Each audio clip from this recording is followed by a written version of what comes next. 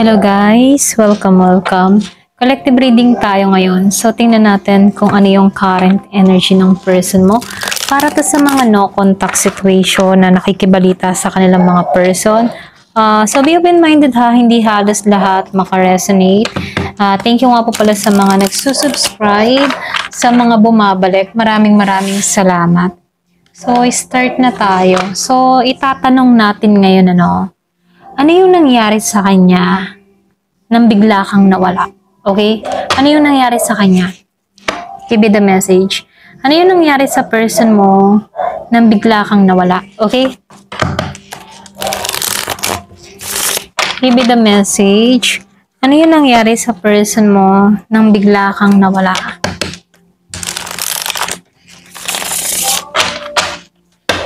Give me the message. Ano yung nangyari sa kanya nang bigla kang nawala?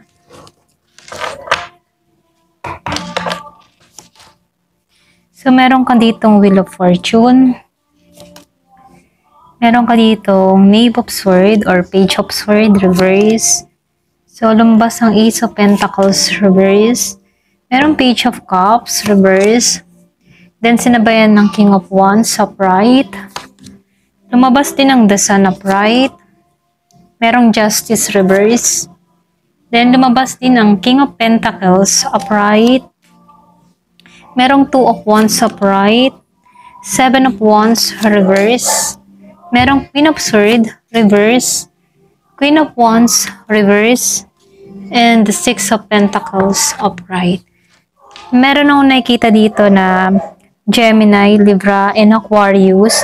Meron din ako nakikitang Virgo, Capricorn, Taurus. Meron din ako nakikitang Scorpio, Cancer, and Pisces, and Aries, Leo, Sagittarius. So, halos lahat andito na, no? So, ngayon titingnan natin kung ano ba yung nangyayari sa kanya nung nawala ka. Okay? Ayan, start na tayo. So, dito, no? Dahil lumabas ang The Wheel of Fortune dito, yung kabuang energy ng person mo, no? Nang biglaan kang nawala sa taong ito, ito yung turning point ng buhay niya na kung saan parang gulong ng kapalaran. Alam mo yun? So, biglang hindi niya inaasahan na nag-iba yung direksyon ng mundo niya. Okay? So, dito, kung dati siya yung may control sa sitwasyon, ngayon nakikitaan ko dito, hindi na ganon, okay? So, dito, para bang sinubok siya ni universe.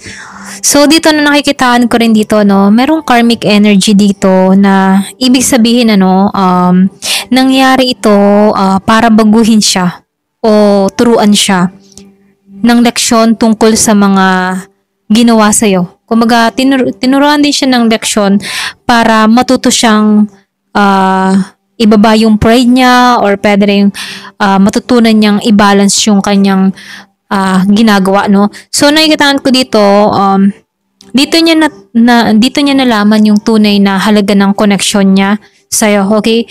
So, dito, no, nakikitaan ko rin dito yung Knave of Swords and the Ace of Pentacles, Ayan, dito. So, nung una, no, sobrang curious siya at gusto niyang alamin kung bakit ka nawala dito, no? So, pero ngayon, hindi niya alam paano ka lalapitan, okay? So, dito, maaring nag-stalk siya dito. Tahimik lang, pero yung mga tahimik na nagmamasid, walang lakas ng loob, gano'n, na makipag-usap sa'yo.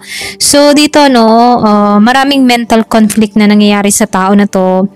Very immature yung reaction niya dito, okay? So, nakikitaan ko dito tulad ng pag-iwas or pwede rin pagpapost ng patama or pagiging defensive, So, meron kong ganung person dito, So, dito, lumabas yung Ace of Pentacles and the Knave of Cups.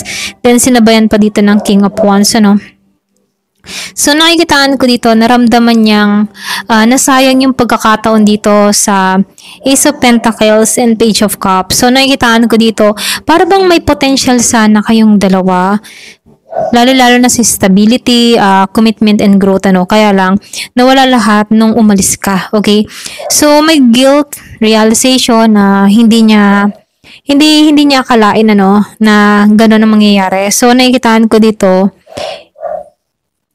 Yung bang tipong nakapag-isip tong tao na to na hindi kanya naalagaan dito. Yung bang binigay mo ng lahat pero hindi kanya naalagaan dito. Okay, ngayon pumasok yung realization dito. Okay? So, dito, no, nakikitaan ko dito, andito siya sa emotional na parte na nag-struggle siya dito. So, siya yung tipong nahirapan siya magpahayag ng kanyang nararamdaman. So, may mga panahon na gusto niyang mag-reach out, pero napipigilan siya ng takot, hiya, or pride. So, kaya imbis na mag-open up, nagiging moody, pa-cute, or something na nagpe-pretend na okay lang, ganun. So, nakikita ko dito, no, deep inside, na-hurt siya dito, no, pero immature siya. Nakikita ko dito na pinanghahawakan pa rin niya yung kanyang nararamdaman, okay? So, dito sa King of Wands, ano, nakikitaan ko dito, ito yung strong face na sa panlabas, ano, confident siya, controlled, pero sa loob-loob, naglalaban, okay? Sinusubukan niyang ibalik yung focus sa sarili, okay? Career, goal, or maging image niya, no? So, pero may ego pa rin na nananalaytay, okay? So, gusto niyang ipakitang hindi siya apektado sa'yo. Kahit sa totoo lang, ano, gusto niyang ikaw pa rin yung humahanga sa kanya, okay? So, dito, dahil lumabas din yung the sun upright, ano, meron ditong the sun, justice, and the king of pentacles dito, no? So, may mga sandali na ginagamit niya yung pagkawala mo, okay? Kumbaga, merong wake up call, ganyan. Pero pinipilit niyang yung tipo na pinilit niyang makita yung liwanag sa nangyari na parang siguro may dahilan. Mga ganun, no? So, nakikita ko dito, no? Pinipilit niyang nililiwanagan yung mga naganap sa inyo. At naisip ng tao na to, siguro may dahilan. Mga ganun, no? So, nakikitaan ko rin dito, nagkakaroon ng clarity, pag-accept sa ilang mga bagay. Pero, ironic to, okay? Kumbaga, habang mas naiintindihan ka niya, mas namimiss niya yung kalinawan na dala mo sa buhay niya, okay? So, dito, no, nakikitaan ko din dito yung justice, then the king of pentacles. So, ito yung pinakamatinding epekto dito sa justice, ano, kasi andito yung imbalance or guilt, okay? So, ramdam niya na may mali siyang nagawa or hindi niya na-handle ng tama yung sitwasyon nyo. Okay? So, dito para bang maaaring may karmic imbalance or nagbibigay ka ng yung bang tipo na ikaw yung sobrang nagbigay dito sa tao na to at siya lang yung tumatanggap lang. Okay? Pwedeng ikaw masyado kang giver sa kanya rito, no? So, ngayon, tinuturuan mo siyang yung maramdaman niya kung paano maging kabilang side. O, alam mo yon, parang tinuturuan mo siya na kung ano yung ginagawa niya sa'yo, pinararamdam mo rin sa kanya, kung ano yung pakaramdam ng nararamdaman mo. Okay? So, ganun na, ito na yung nakikita ko sa'yo, no? So, dito, dahil lumabas ang King of Pentacles, ito yung, kumbaga ito yung kasalukuyan na mas sinusubukan niyang maging matatag or yung matatag sa kanyang financially, emotionally at practically, okay? So dito nakikitaan ko rin dito na ito yung niya excuse me, ito yung defense mechanism niya rito, no? Kasi mas inuuna niya muna yung trabaho, pera, mga routine niya, ginagawa niya, yung mga ginagawa niya para makalimot, para makalimot sa mga nangyayari, So nakikitaan ko dito mas pinagtutuunan niya iyon or pwede rin nagpapaka-busy siya para roon para mawala yung alaala, okay? So nakikita ko dito habang mas stable siya sa labas, empty siya sa loob kasi merong pagpapanggap na okay lang pero hindi naman pala, okay? So dito dahil lumabas ang 2 of Wands, and then sinabayan siya ng 7 of Wands reverse dito, So nakikitaan ko rito,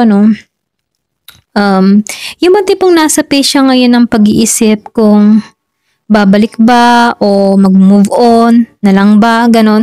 So dito, tinitingnan niya yung posibilidad kung lalapit ba siya or anong bang mangyayari or Kung hindi, kakayanin ko ba? Mga ganun, ano.